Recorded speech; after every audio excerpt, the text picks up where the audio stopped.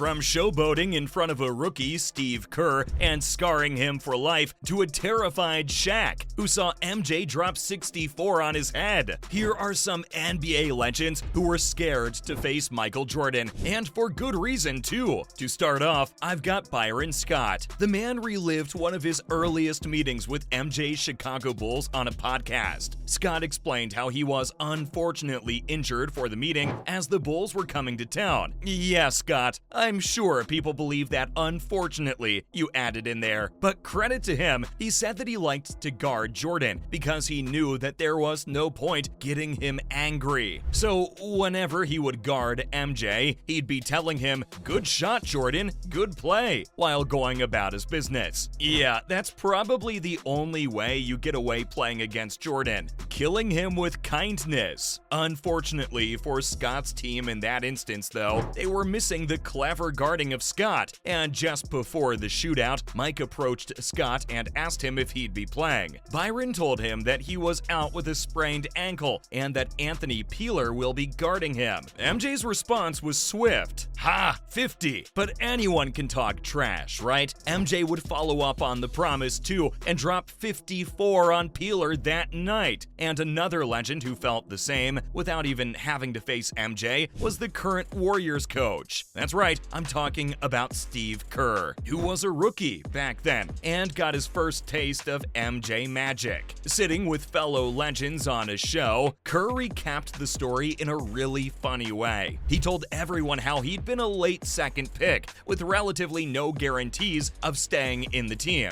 And in one of his earliest matches, his team hosted the Chicago Bulls in an exhibition. Not the greatest of ideas, I suppose. Kerr revealed how he was only thinking about making the rotation at that point, given he was on a non-guaranteed contract. But an MJ moment gave him a reality check of just where he was in his development. Kerr recalls how Mike got the ball right in front of their bench, and he was already scared, hoping I don't get the call to get into the game, when MJ looks directly at him, holding the ball out with his arm extended. He tells the rookies to keep an eye on him as he turns and goes over Dan Marley and dunks the ball in an emphatic fashion. Then he makes his way back while giving the rookies a stare and laughing at their expressions. Kerr said how at that moment he was petrified and thought he'd never make the NBA. Amazing. But how about getting some insight from another player who knew a thing or two about domination? I'm talking about Big Shaq.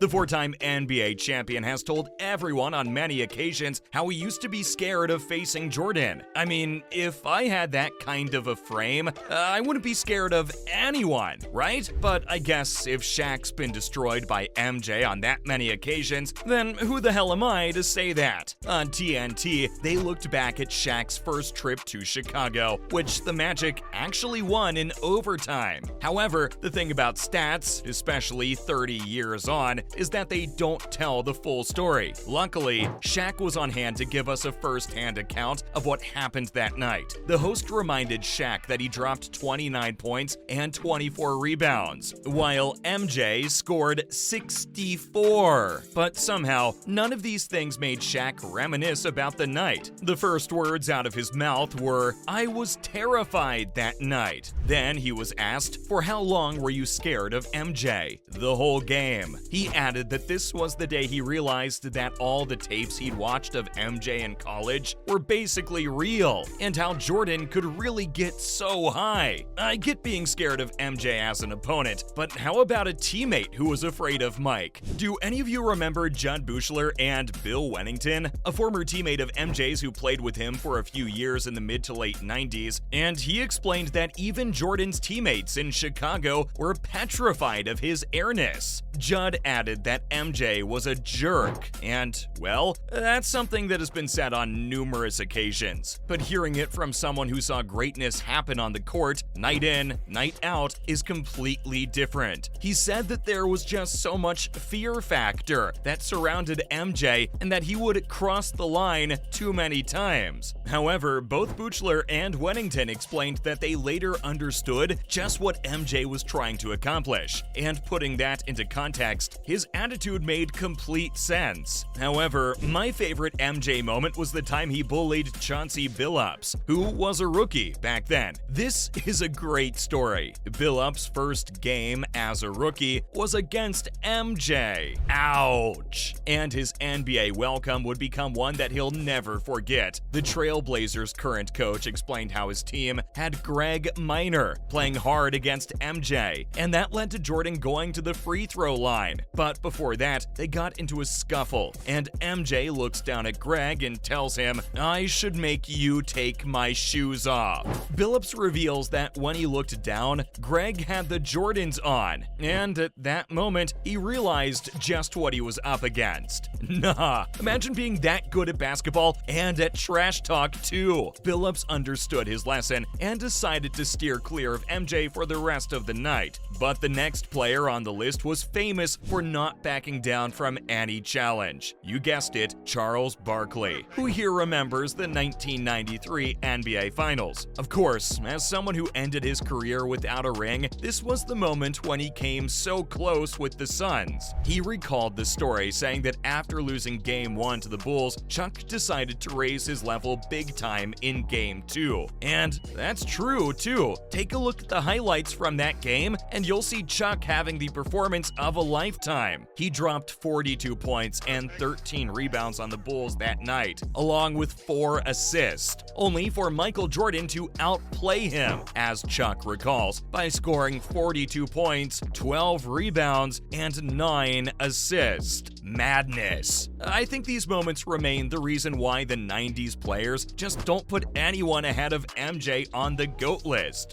Barkley reveals that at that moment, he understood that MJ was just so very clear about his best version, and that's a moment you definitely fear. This leads us to the number 1 pick, and possibly the greatest pass maker in the NBA of all time, Magic Johnson, who actually gave an insight into the way Jordan played in training. That 1991 Olympics Team USA was something else, and Magic Johnson revealed how the coaches would make 2 teams, one of the players from the East and the other from the West, and make them go against one another in training. Magic remembers that on one occasion, Jordan's East was losing, and he suddenly got very angry. Don't forget, folks, this was a simple training drill, and MJ just wasn't having any of it. Magic added that it was the only time in his career that he trash talked, only for Jordan to sink 2 threes and stare him down, before going on to make the greatest shot that Magic has ever seen.